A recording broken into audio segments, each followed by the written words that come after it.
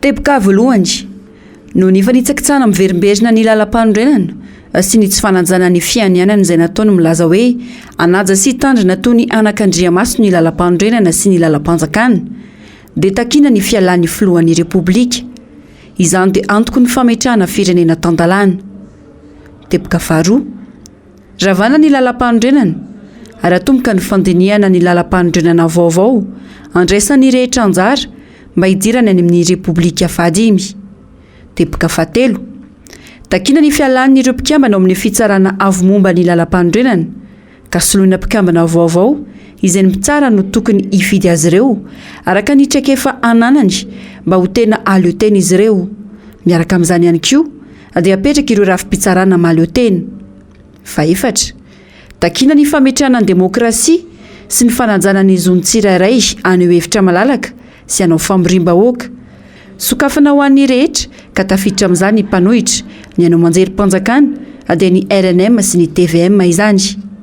Fahadimy averina amin'ny asany amin'ny fitandronan'ny filaminana dia ny fiarovana ny vahoaka sy ny fananany ary ny fiarovana ny tanindrazana iombonana ny miaramila sy ireo mpitandron'ny filaminana fa tsy ho atao fitaovana politika sy herim-pamoretana intsony.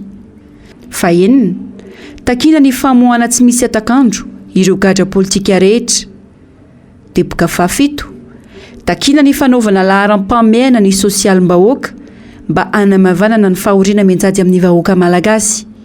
Teboka fahavalo takina ny hanaovana laharam-pameana ny famoronana asa ka tafiditra ao anatin'izany ny fanohanana ireo orinasa malagasy madinika sy salantsalany izay tena manome asa aingana ny vahoaka atao laharam-pameana ny fanondrinana ireo akora misy eto an-toerana.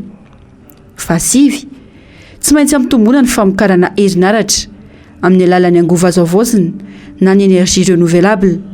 Fahafolo atao laharam-pameana ny fanampian'ireo tantsaha amin'ny fanarenana ireo foto-drafitrasa ny fambolena sy ny fiompiana ary ny famatsiana zesika sy masomboly azy ireo.